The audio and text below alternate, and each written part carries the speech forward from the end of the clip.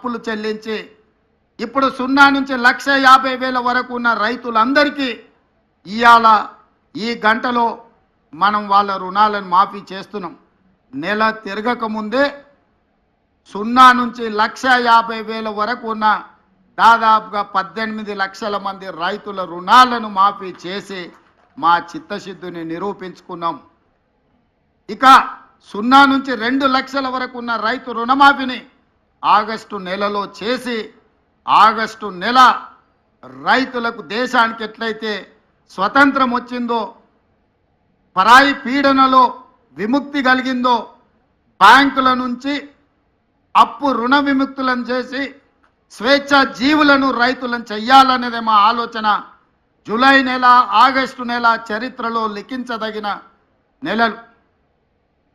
నేను ఒక్క మాట స్పష్టంగా చెప్పదలుచుకున్నా.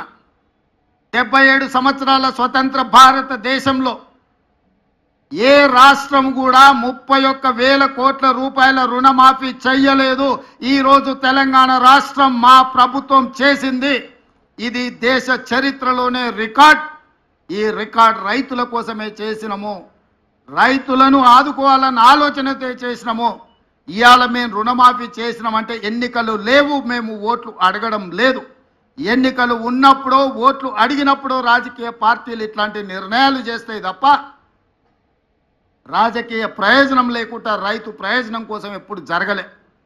కానీ మేము రైతు ప్రయోజనానికే ప్రాధాన్యత ఇవ్వాలన్న ఆలోచనతో ఏ ఓట్లు లేనప్పుడు, ఏ సీట్లకు ఎన్నికలు జరగనప్పుడు ఈరోజు ఈ కార్యక్రమాన్ని తీసుకోవడం ద్వారా రైతులకు అండగా నిలబడతామన్న విశ్వాసాన్ని మేము కల్పించదలుచుకున్నాం.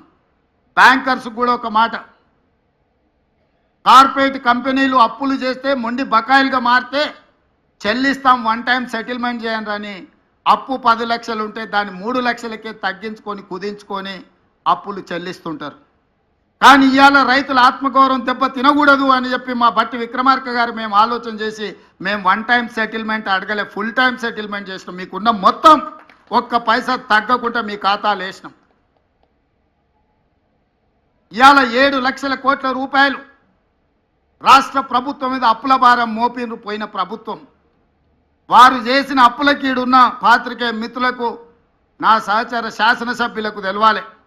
6 నెలల్లో మన ఆర్థిక మంత్రి బట్టి విక్రమార్క గారు పోయినాయన చేసిన అప్పులకు 43,000 కోట్ల రూపాయల మిత్తి కట్టిండయా. ఆయన చేసిపోయిన అప్పులకు తెలంగాణ రాష్ట్రాన్ని ఆయన తాకట్టు పెడితే ఆ తాకట్టును ఇడిపించడానికి ఈరోజు 6 నెలలలో బట్టి విక్రమార్క గారు పెన్షన్లు ఇచ్చిండు, ఫీజు రియంబర్స్మెంట్ చేసిండు, ఆర్టీసీ బస్సు ఆడబిడ్డలకు ఉచిత ప్రయాణం ఇచ్చిండు, రాజీవ్ ఆరోగ్యశ్రీ అమలు చేసిండు, 200 యూనిట్లు ఉచిత కరెంటు అందుబాటులోకి తీసుకొచ్చిండు, ఇందిరమ్మ ఇండ్లు కట్టడానికి అనుమతులు ఇచ్చిండు.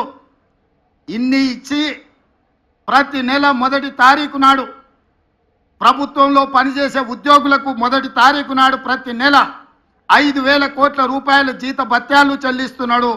ప్రభుత్వానికి పనిచేసి రిటైర్ అయిన ఉద్యోగస్తులకు పెన్షన్లు 1వ తారీఖు నాడు చెల్లిస్తున్నాడు.